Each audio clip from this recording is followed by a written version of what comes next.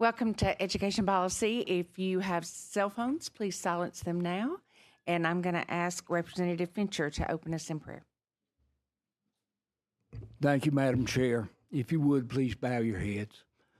Father, we thank you for this day, and we thank you for your countless blessings. As we go forward in this meeting, may we try to seek to provide the proper education to the children and the students of Alabama. May we seek to do those things which will enable them to reach a strong grounding and provide the knowledge that they need. May we seek to provide the discipline they need.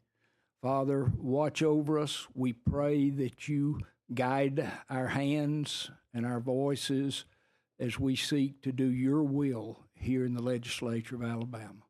These things we ask in the name of your Son, Jesus Christ. Amen. Amen. Thank you very much. And now I'd like to recognize Representative Baker for an introduction of a guest. Thank you so much, Madam Chair. I would ask then that Superintendent Eddie Tyler, if you might would just stand for a moment. Superintendent Tyler, he is over the Baldwin County Public School System, does remarkable work, known him for quite some time, just a terrific superintendent, terrific educator, was a outstanding coach, and even more an outstanding person. So glad you're with us here in Montgomery. Thank you. Are there any other guests? Anyone? I'll ask our clerk to call the roll. Representative Collins. Here. Representative Baker. Here. Representative Drummond. Representative Daniels. Representative DuBose. Representative Estes. Here. Representative Fincher. Here. Representative Gidley. Representative Gray. Representative Morris. Representative Paramore. Representative Pascal, Representative Ross, Representative Smith, Representative Woods. A quorum is present. Thank you very much. We are going to call up House Bill 56, which has been given a public hearing today. I would like for Representative Simpson to explain his bill before we go into the public hearing. But at this point in time, I'm planning on not voting today, mainly because you should be aware we only have opponents. So, okay. But go ahead and share the bill, please. I anticipated that. Thank you, Madam Chair, members of the committee. This is my first time in front of education policy, so I generally don't tip my foot into this water, but I was approached about this bill from my son's principal, and it kind of stood out to me as kind of just a wrong that needed to be righted. So what he was able to describe is if a kid is in private school, and let's say a parent loses their job, so they're going through a divorce and something happens, whatever reason, they leave private school and they go to public school. If that tuition is not paid, if the financials are not paid, the private school will not release the transcripts to the public school that they transferred to. Where that causes the problem is the public school cannot check the boxes to say that this person meets the graduation requirements. So what's happening and what's happened at the school my son goes to, what's happened, and I asked about the county and I've asked about the state, and this is a larger issue than I thought. I really never anticipated. What's happening is those schools their graduation rates are lowered because of those students. Now, if you have a large metropolitan area, it may not be as bad. You may not have that same number. But if there's something in a rural or a smaller school, if you have a graduating class of 30 people, and this happens for 2 people, that you have to mark as failing to meet the graduation requirements, then that hurts the community and that hurts the city that in the county that there are, because when all people focus on when they get these grades is what's the graduation rate? Why is the graduation rate being dinged from this stuff? I just personally don't feel it's fair to leverage the kid.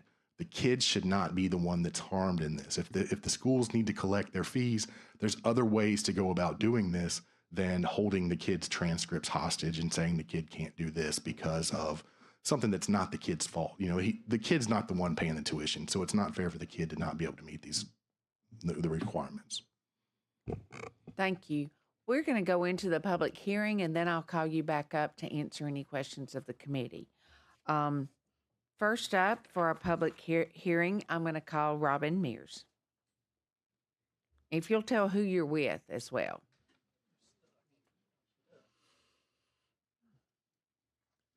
Good afternoon, committee. Good afternoon, Terry. Appreciate the public hearing and appreciate what you do. I've been in non-public education for many years. I've been in this position for 37.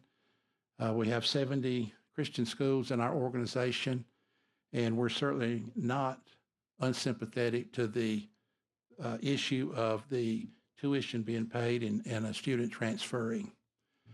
I am not aware, under my purview, of one situation where something was not worked out to handle this in a polite, dignified manner. It may be that you would pay so much a month. All the considerations of many of our schools, for instance, if a parent dies while that student's in school, they automatically scrub the tuition, and it's not expected to be paid. But this bill doesn't solve any problems. Schools work hard to accommodate parents. Parents sign contracts to pay their bill, just like they would for any other business. And this bill will lead to a lot of things that schools do not do now. They'll be checking credit scores. They'll require complete payment for a year and payments for no refund policy under any circumstances should that child leave. And even though records may be released if the law is passed, the money will still be owed. That can lead to a lawsuit. The contract will have been signed, and the parent will lose the case, and they'll pay a whole lot more money then than they would trying to work out something in good faith with the school. I've been the administrator of schools in Florida and Alabama. I can tell you, never did we withhold records, and we didn't have to. We worked with the parent, we understood the circumstances, and I cannot vouch for every school or every situation, but I implore you not to pass this bill, because if you do, the remedy for what non-public schools will have to do to collect what's due them will be much worse than it is now. Thank you for your kindness. Thank you, Robin. I appreciate that. Joel Baez. Committee, thank you for letting me speak. I just came from teaching government and economics to seniors. So literally, I'm from Eastwood Christian School here in Montgomery. And so I just want to echo what Mr. Mears was saying. You know, I think about the prayer when you said, I appreciate that prayer. You said raising kids, the words you used, strong grounding. And part of that strong grounding that we're trying to do is, you know, just taught in government and economics classes, this idea of contracts and commitments. And really our republic only works under that kind of system where there's an understanding among these citizens, young citizens we're trying to ground. And the idea of contracts and commitments, and when you sign a line and signatures matter and all those things that, you know, our grandparents taught us about, we try to do in the classroom. And so, you know, I would just want to, you know, say that the education is more than just a grade or a transcript. It's also the total education we're trying to do in our school, which tells them, hey, when you grow up, you know, part of having this degree or whatever, you got to honor your contract and your commitments. Now, to the point that was made, I guess, that this is parents signing that record, I understand that, and we wouldn't want to punish the students. And I echo what Mr. Mears was saying. I've been doing this for 5 years now, after 24 years on the military side. But so I don't have a ton of experience, but I've got 5 years, and I've never heard of a situation, you know, in my school or in, you know, talking to my colleagues where we would withhold a transcript. I'm not saying it hasn't happened, but just, I know at my school, we raise money. It's called the Faculty Emergency Relief Fund, Family Emergency Relief Fund. And that's one of our 4 fundraising categories. We don't have scholarships, but we help people. If you lose a job or something like that, we're able to help people get a bump to get through it. And the only time I've seen this personally, like have to be able to bring up the whole contract thing, is typically, and I've only seen it twice, things are getting hard, right? The student doesn't like the class they're having to take. It's like, hey, you require this class. If I went to this school over here, I wouldn't have to take this class. And they want to kind of avoid something that's hard. And then they leave and have a tuition bill left behind. And so we don't want to encourage that, leaving when things get hard. And the second one I've seen, which our kids are seeing everywhere in sports, which is, hey, I got a better opportunity on another sports team. I had one get through the middle of the basketball season over Christmas break. He was like, you know, I could just leave and go play over here. And, you know, we had to, beyond trying to disciple him and, you know, commitments to teams and things like that, We had to talk to his parents. You can't just leave. You have a tuition bill you're leaving behind. And so we were able to work that out through just good Christian citizenship. I didn't have to stand and hold a contract up, but it was something that we needed to be able to discuss in the total education of this young man. So I think it would hurt more than it would help. And I just think people in my position in the schools and our associations that I'm around that are going after parents because they're struggling at a job or have an injury, I don't think that's the norm. So I think we work really hard to work with families. So thank you for your time. Thank you. And lastly, we'll call up Bob Taylor. Greetings from Clark County. I'm the principal at Clark Preparatory School. I've been in private education for 28 years. I've been a headmaster and principal for the last 7 years. And in the last 7 years as a principal, I've dealt with 3 cases of this. In all cases, we were able to work out a solution to be able to transfer that. I think I echo Mr. Mears' statement that parents did sign a contract to pay their tuition. In most cases, people are willing to work with them. If in some situations, I don't know, every situation is different. As y'all all know, in education, there's black, white, and gray. So you have to deal with all that. But in our situation, we don't see it as much. And in the other principals I talk to, a lot of them are not seeing this. It's more of a situation where we'll work with the family to make sure that you come to some type of agreement. And to pass this now, you could see people bolting left and right and hurting our education, because we depend on our tuitions and fundraisers to make sure that we're able to pay our teachers and faculty and staff. So now you're hurting into that part of it, which could in turn hurt somewhere else where they have to pay a bill. So I strongly disagree with this. I think I see the merits on both sides of this, totally. But in most cases that I've seen and talked to other principals within the Independent School Association, it's mainly people are willing to work with other parents to facilitate this. Like I said, I've had 3 cases in 7 years, and the majority of them are younger. They're not seniors, high school age kids. They're generally younger is what we deal with. So I don't want to take up any more time. Thank y'all, and y'all have a blessed day. Thank you. That concludes our public hearing. Representative Simpson, I wanted to say a couple of things. I know that the Department of Education has been trying to work with you a little bit too about maybe handling this different. And there is a problem in your area. I'm glad to hear it's not statewide. We address a lot of things that are in one or few areas. So I think it's kind of what we do sometimes. But I want to open it up for questions and all. I do want to repeat, we're not going to vote on it today, to give you time to continue to work on it and to give the committee time to talk with their local people. So, and I have zero problem working with people. Sometimes we file these bills to make sure that the conversations are had, and I have zero problems with that. I will say a couple of things. There are, I'll go above and beyond. Let's say there's 99% of the schools that will do exactly what these 3 gentlemen have talked about with working with families, and they will work with families to do that. The problem is not the 99%, and I wish that we made laws that just controlled the making sure that the 99% followed the 99%. The problem becomes with the 1%, and it becomes with the families when they're not used in this same manner. The argument of, well, you signed a contract. That's great. You did sign a contract. But for every other individual that signs a contract, if they violate that contract, it's taken to court and handled in court. If they need to handle arbitration, if they need to figure out some other way than just saying, we're going to leverage your kid's transcripts or your kid's grades that he's earned and use that as leverage in a negotiation or a discussion, that's not fair to the kid. And it's not just I have no sense in saying any one of these 3 schools that these gentlemen represent have been any of the problems.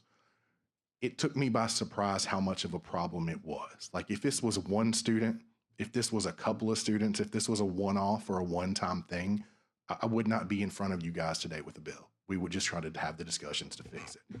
But it's been enough and a discussion enough of not only in the city, not only in the area that I represent, but also in the county that I represent. And also when I've had these discussions with people statewide, I've had discussions with Mackey about this bill and this topic to come through. And, we're looking for everything we possibly can to try to uncover how can we increase these graduation results? How can we increase these numbers on graduation? And if there's a hamper of what we're trying to do, why would we allow to have this children be used as leverage in the negotiation process to be that hammer that they use? Thank you. I think that's what I heard on both sides, is we don't want to punish the children. Representative Smith. Well, we talked just a little bit about this, and we've addressed the fact of coming from non-public to public, but this also is a problem going public to non-public. There have been instances where it's kind of hard to recoup monies from a person who leaves a public school and goes to non-public. In the situations that I face most of the time, we received zero help on trying to recoup funds that the children maybe had in an ag class or a welding class, and they left that semester and they had used funds for that first half of the year, and we got very little help from the non-public to try to recoup that. I understand the principle of this, and I really understand graduation rates. That was something that when you have someone that's marked as a dropout, that it doesn't take many children to cause you to have a population of that. So, but anyway, I think we maybe need to tweak this a little bit or have a conversation about it, and I'd love to work with you with that. I'm all about conversations. Representative Fincher. Thank you, Madam Chair. To the gentleman that spoke second, I taught for 31 years in the public schools, but I was also a headmaster and taught government and economics at a private school for 5 years, so I understand a little bit of both sides. And I noticed Representative Simpson's bill deals with public and non-public. Of course, we're hearing from non-public. We're hearing from private schools mostly today. But I have seen cases where a transfer from a public school to another public school was held up for non-payment of library fines and things like that. So it's public to public as well sometimes where this occurs. So it's not just your private schools where it can occur. I would think that, I know Representative Simpson is working on the bill, and I do appreciate the fact that you sign a contract and you obligate yourself. You need to fulfill that obligation. Small private schools are very, their income is very limited, and they kind of teeter on the brink of solvency sometimes, and it can make an important, the failure to get those funds could be very important to their survival. And so I understand that. Thank you, Madam Chair. Thank you, Representative Morris. Yes, I want to say the second gentleman. Can you come back up for just a second? Okay, I heard you say something about, you had a young man that was playing sports and wanted to go to somewhere else, and you told the parent that he couldn't go because he got It was a part of a conversation. It was part of the conversation was still about him leaving to go play sports somewhere else, and that they had filled out the contract, and you said y'all worked it out. Right. So if the child wants to leave and you're gonna work it out, do they leave and you still work it out, or is the child made mandatory to stay until the debt is fulfilled? No, they can leave. They just have to understand that when they get to, and typically this is not seniors. I mean, somebody else was saying you might see this in young kids, but like I said, the times I've seen it, it was a discussion, right? But hey, you want to go play on this other team, a holistic discussion that includes, if you leave, when it comes time for you to graduate, you're going to want your transcripts from your first semester, at the school here, because they're going to need that to get you credit for that math class that you took and stuff like that. So you can leave. You just need to make sure you don't leave a bill behind, basically. So, because the problem is the transferring of the grades, right?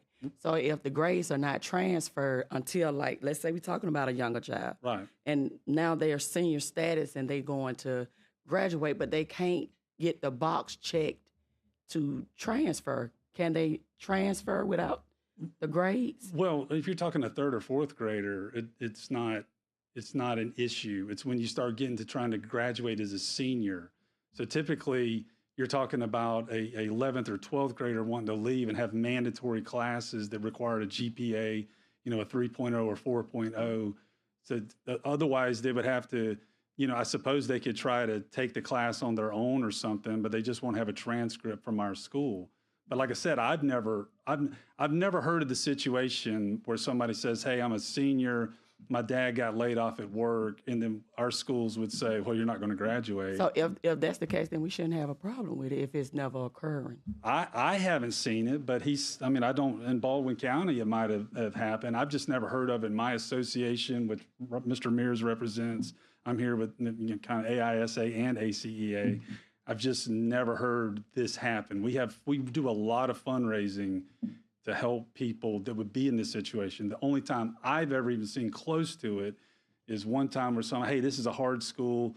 I know I signed a contract, but sure would be easier if I went over to this, a public school or something like that," and in a sports situation. It's the only time I've ever seen it. I've never seen it with,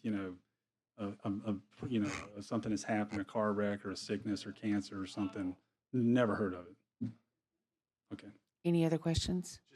Just on that, and I'm not saying he's wrong, but it's not just seniors that transfer. So if you try to transfer as a 10th grader, then what you've worked on in 9th grade will not those transcripts are not released, so that your school cannot mark that you've completed these required courses as part of your 9th grade curriculum. So you're not able to graduate as a senior through that point because they can't they can't check that box saying you've completed that course. I appreciate it very much. I appreciate you being here. I appreciate you continuing to work on the bill. If you'll let us know, keep me informed on how that's going, and Absolutely. then we will address it later on. Thank you, ma'am. Next, we'll call up House Bill 266.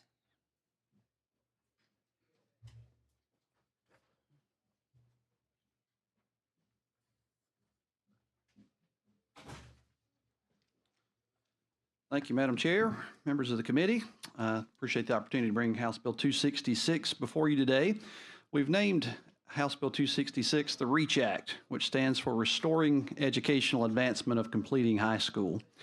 Every year since I've been serving in the House, we have discussed the need to increase our labor force participation. And I believe that this bill allows us to reach one of the most vulnerable segments of our population in a way that can have them become a greater part of our workforce. The most recent data I could find shows that approximately 5% of our state's high school students withdraw or do not complete. Following a mandatory exit interview, the state does not have any further contact that I've been able to find with a student regarding their academic opportunities unless that student reaches out. That's important because students without a high school diploma are at a much higher risk of being chronically unemployed, underemployed, or incarcerated. We are fortunate in our state, though, to have a robust network of adult education opportunities offered through the Alabama Community College system that are well positioned in every district to offer these students another path forward. These programs are offered across the state, including GED, skills training, short-term credentialing, and even a non-traditional high school diploma option that a student can obtain, and it carries the same weight as a traditional high school diploma. But these offerings can only work if a student knows about them. This bill requires the State Department of Education to report to the adult ed programs across the state at least quarterly the students who withdraw. This will allow these programs to reach out to students that have withdrawn and make their offerings available to them. The bill also codifies the Alabama High School Diploma Option Program as an alternative pathway for students who have withdrawn to earn their high school diploma. Currently, this program is being offered to individuals aged 19 and over through an agreement between the State Department and the community college system.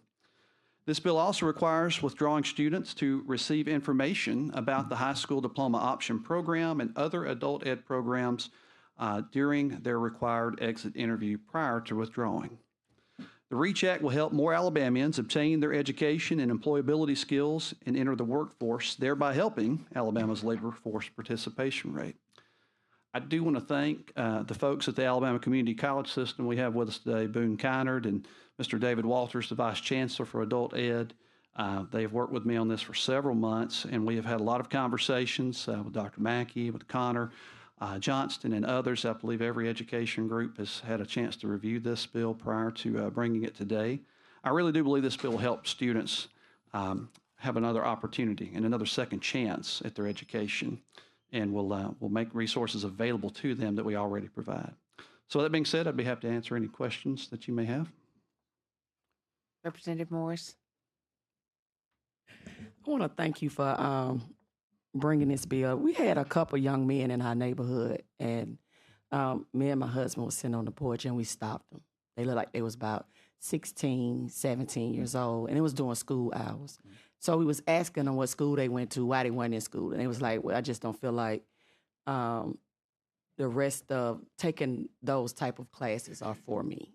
And they just stopped because they was at the age where they could stop. I want to say Alabama law is 16, that they can actually 17. 17. Okay, so it's 17 now where they can actually stop. So they actually and no one. I talked to them about the GED program that we have at Toronto State Technical College, and they went and actually enrolled at the school. So without knowing or having someone to step in and just intervene and just say, hey, there's another option.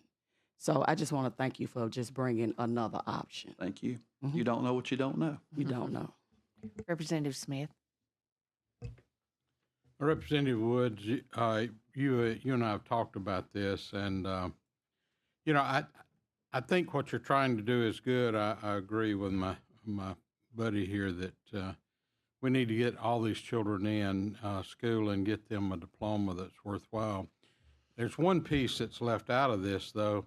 A student who goes and gets a GED is counted against your population at your local school as far as graduation results. In a small rural school, as we were talking about a while ago, you get a couple of those, and all of a sudden you have a population and you're a failing school. When you challenge the principal to go get those children back in school, and they've already completed the GED, and one of them's in the military, and one of them's in the first year of college, they're not coming back to high school. So I'd love to see something giving the original school the opportunity to get that child off their dropout list, because that's what they're called, even though they have been successful in completing a program. So you and I have talked about that, and I don't see why that wouldn't be an easy fix in this bill. Well, we have had conversation about that, and that was actually in the original bill, as we've discussed. So some of our stakeholders thought that might be an issue with federal reporting. It's above my pay grade, but I'm happy to continue that conversation as this bill hopefully moves to the floor. Representative Drummond. Madam Chair, one quick question on the data sharing, which is going to go from the Department of Ed to the two-year college system. What if this kid is, and I'm just using an example, is one that my colleague described, and their life was probably off kilter, and now they've got it on the straight and narrow. And instead of going into the workforce and wanting to stop at the two-year college, they want to go on because they've gotten all of the situation together. Can they go on with this non-traditional diploma on to a four-year college? Absolutely. It carries the same weight as a traditional high school diploma. Okay, great. Thank you. Yes, ma'am. Any other questions? Representative Fincher. Just a quick question, Representative. On the GED end of it, what percentage of our GED classes are administered through the community college system, roughly? And what other alternatives, or who else presents GED, I guess? Might ask Mr. Walters to answer that. Okay. David. great question, and good afternoon. Thank you for what you do. We appreciate it. So real quickly, the majority of the programs across the state of Alabama is through the community college system when it comes to GED, but we do have some church-based organizations that also provide GED services. So probably if I was to break out the percentage, it's probably around 95 to 5%. Only about 5% is outside the community college system. The bulk of what we do in GED in the state of Alabama is through the community college system. All right, I thought so. Thank you very much. I appreciate it. Representative Woods, would you give me an example of a non-traditional diploma and what's required for the non-traditional diploma? Well, get ready to come back up, Mr. Walters.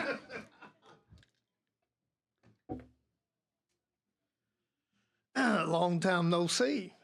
So good to have you back. I'm glad to be back. Somebody told me I'm glad to be seen, as long as we're seen every day, certainly. So let me address the basis of the non-traditional high school diploma. It's designed around things we do in the community college system.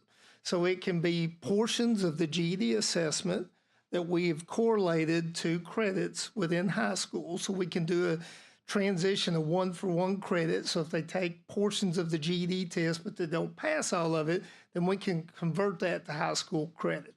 And that's done through the American Council on Education. So it's something that's not done in Alabama, but it's done nationally. Okay. We also use the Work Keys assessment, which is used in the State Department of Education and all the K-12 systems. So we use that as well.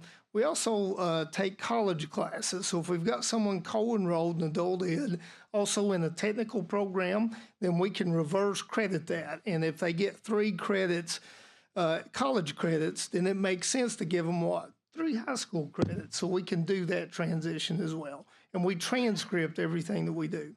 Or sciences or English grammar or no matter what, you can. Yeah, read, write, speak the English language, numeracy, how to apply mathematical knowledge, and all of that's applied into it. All right, thank you. Thank you. That's exactly what I was going to say. Yeah. Are there any other questions? Madam Chair, I do believe there's an amendment to be offered. Does anybody have it to offer? Representative Estes. Thank you, Madam Chairman. Replace line 78 on page 3 with the following: high school diploma option for students who are 18 years of. It changes 17 to 18. 17 to 18, correct. Do I hear a second? Second. Second by Representative Paramore. Any discussion on that? Do you have any comments on that? When we went back and looked at the data from years past, most of the students who took advantage of this program were 18 years of age. There's very few 17-year-olds that actually participated, and it was requested by the State Department that we move to 18. We agreed upon with the community college system. Representative Morris. I love the bill. I hate that it's going to 18. I wish it would have stayed at 17. Thank you. But I guess you have to compromise. But I just wanted to let you know that I would have rather it stayed at 17 than 18. Because at 17, well, they start at 16, but 17 is a really critical time. So that's it. Thank you. Thank you. Representative Smith? Yes, and you might not be the person to ask for this, but what's the trend on dropouts? Is that number declining or is that number increasing? My assumption's increasing. Do you guys have a number you'd like to share? I don't believe I came prepared with that data, but I would say it's increasing. That's part of the issue is we're very limited data that we get, but from what the data we were able to find, it has been going up in recent years. Okay, I guess was working under an assumption, and I know what that means. But anyway, the assumption that I had was when the high school graduation exam was removed or changed, it seemed as though we had a smaller number of dropouts than we did when we had that as a completion criteria. Like I said, based on the very limited data we've been able to find, it appears like it's going the opposite direction. Is anyone here from the department? Okay, thank you. Any other questions? We have a motion and a second on the amendment. All in favor, say aye. Aye. Any opposed? The bill is amended. We have a favorable report motion by Representative Drummond and a second by Representative Morris. Any other questions or comments? All in favor, say aye. Aye. Any opposed? The bill is given a favorable report. Thank you. I want to thank everybody for this. We ask your questions about our first bill. Make sure we're ready, and I'll let you know as things go through. And so we are adjourned.